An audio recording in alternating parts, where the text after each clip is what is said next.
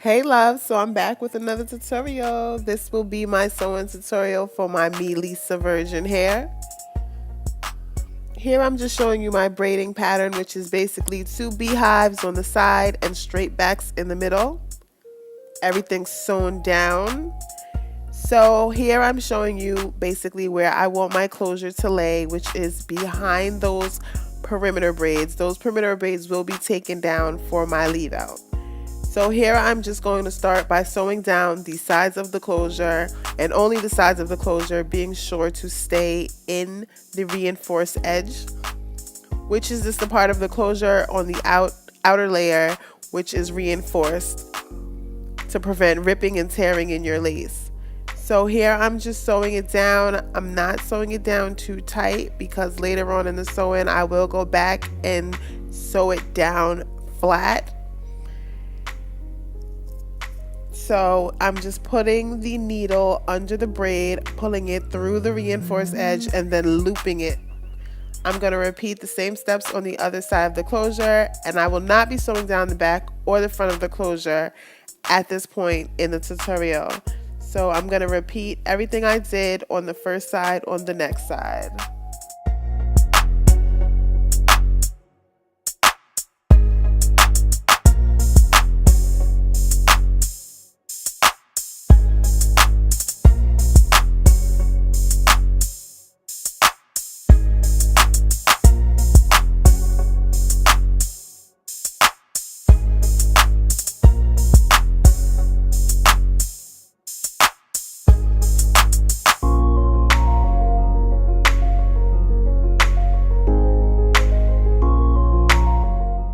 So now that I'm done sewing down the closure for now, I'm just going to throw it up to get it out the way. I'm showing you here my first bundle of 24 inches. This hair is so gorgeous. So when I start my sewings, I usually bring the first track midway up on the side. Doing this just gives me a little bit of length in the front instead of majority of the 24 inches just being shown in the back of the sewing. Bringing it up on the sides gives you a little bit of length in the front, gives you a little additional layers. So here I just pierced the track in the beginning, and you don't have to, it's optional. I like to do it just so that it's secure, but moving forward I don't continue to pierce the weft. I sew under the braid, up under the weft, and I pull it through that loop, and I'm just going to continue this till I get to the other side midway up, and I'm going to fold the tracks back and forth until I get to my next bundle. Another thing that I usually do, which I did here, was my weft is folded in half. So the bundle is folded in half. This gives me a lot of fullness and it saves me time. Instead of unraveling the bundle completely and sewing it down, this is going to speed up the process, and it's also going to give you that fullness if that's what you desire.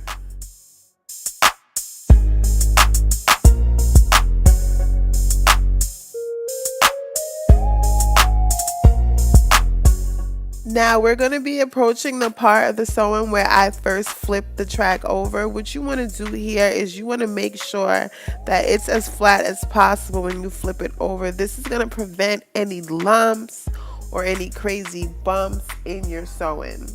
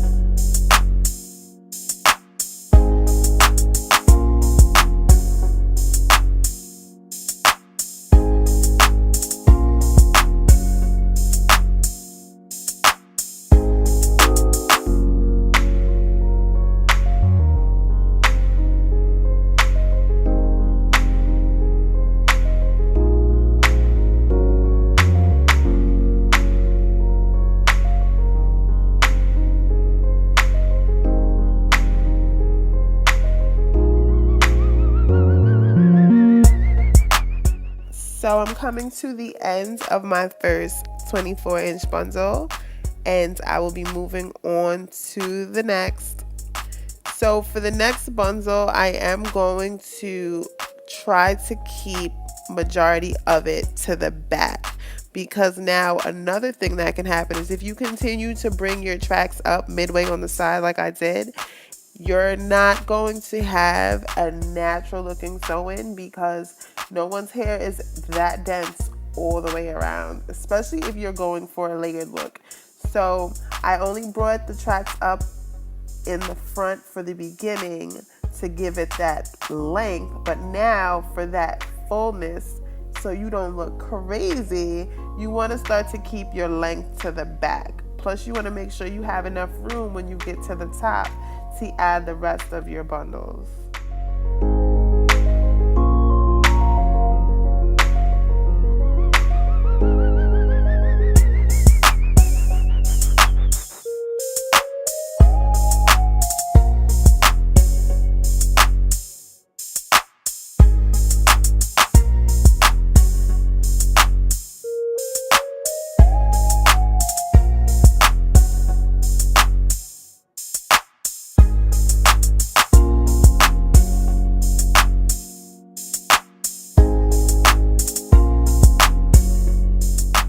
Up, this is the second bundle of 24 inches, and I'm moving on to my bundle of 22. So now the 22, I am moving back towards the front, as you can see, because I want my layers in the front, and I'm just going to do exactly what I did before. Pierce the weft that one time, then bring the needle under the braid, up under that weft and through the loop, and I'm going to continue to flip this bundle until I get to the very end.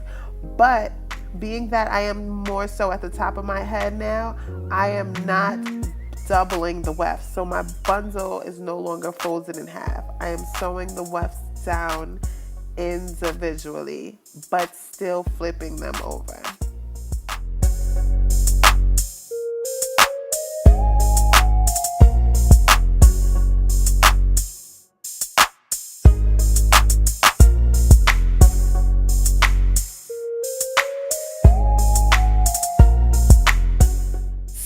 Moving right along, this is my 20-inch bundle. I'm showing you how much space I have left, and I am going to fit as much of this bundle in as possible. Because I do want a flip over no part look, you have to make sure you have enough hair on the top in order to flip it over. So now with this bundle, and now with being so close to the top, I'm no longer I'm no longer folding my tracks. At this point, I am cutting them when I get to the ends on the other side of my head. This is just to get them to lay super, super flat, and that's just the way I decided to do it. So I'm going to continue doing this, and then when we get towards the end, I'm going to show you exactly how it is that I incorporate the closure with the last track to get it to lay super flat.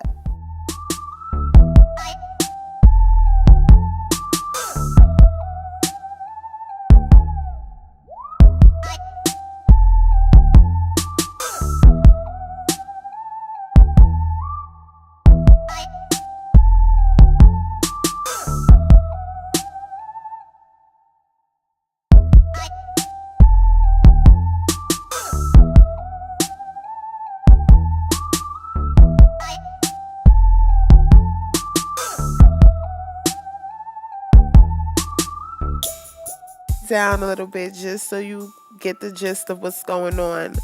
At this point in time, I'm going to sew this track to the closure, but once again, just the reinforced part of the closure.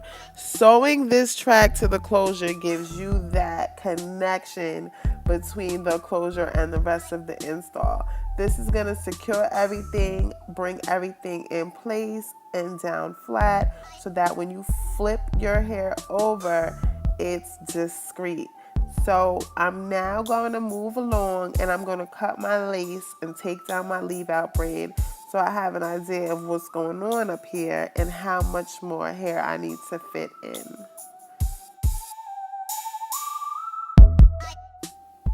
So after I do that, I'm going to go in and add my last track. This is basically your anchor track. This is what's going to secure your closure to the sewing once and for all.